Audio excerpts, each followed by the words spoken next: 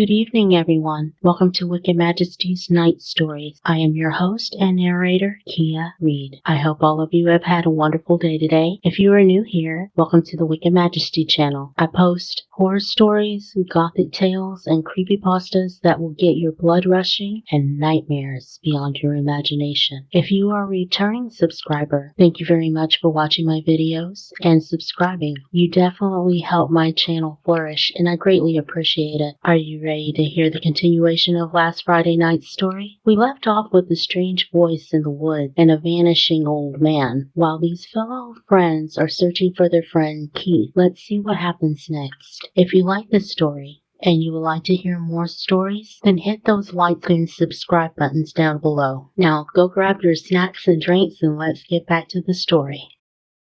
Keith, where were you? Stacy hugged him tightly. What's wrong with you, Stacy? I was here the whole time with you guys, said Keith. No, but that old guy, said Michelle abruptly. Which old guy? You guys were with me the whole time. I think you guys are exhausted. Let's just go check in. Keith and Stacy agreed. As they entered the reception, they were surprised to see such a great welcome. The concierge took their bag and offered them fresh orange juice from the cocktail bar. The boys go to the booking counter. Meanwhile, the girls wait on couches made from pure velvet. They were really praising the cleanliness and the floral aroma. Please make your way down to the corridor towards the elevator, says the concierge politely. Is there something wrong with the light, or is there something wrong with the lights of the corridor? No, we keep it dark here, said the concierge. Michelle, the old man, can you see that shadow? Stacy, you're hallucinating. No, I am not. Guys, wait for us. A tense conversation between Michelle and Stacy took place before they entered the third floor. As the elevator reached, there was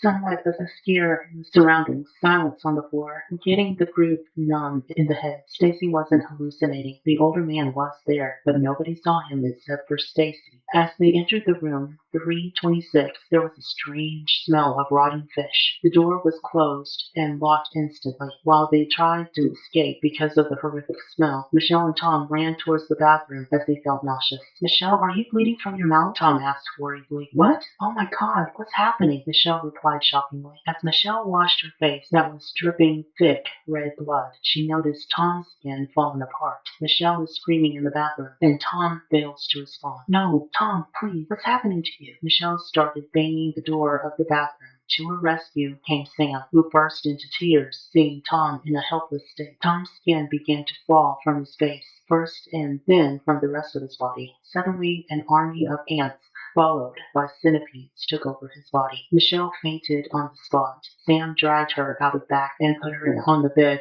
to rest, making sure she was breathing and alive. Stacy and Keith, scared to death, didn't move an inch from where they were standing. Frightened even to say a word, they cuddled and prayed to get out of the room safely. It was 2 a.m., and terrified to shut their eyes, the three waited for sunrise, sitting close to each other as they mourned over the loss of their friend and recalled memories together and unconsciousness of Michelle. Stacy repeatedly reminded them of her warning everyone about this place. After a while, Sam tried to wake Michelle. As he approached her, she shook her head and burst into laughter. Michelle took Sam by the collar and told him that the basement is where they took Tom. Sam, being in a state of shock, wasn't able to move. Michelle stared into Sam's eyes and tried to hypnotize him. Keith grabbed Sam's hand and pulled him away from Michelle. Trying to catch Sam again, Michelle went unconsciously and fell on the bed again. But this time, her skin was completely white. Her hair grew to her feet in just a few minutes, and she shouted in a horrific voice, "That old man was my husband.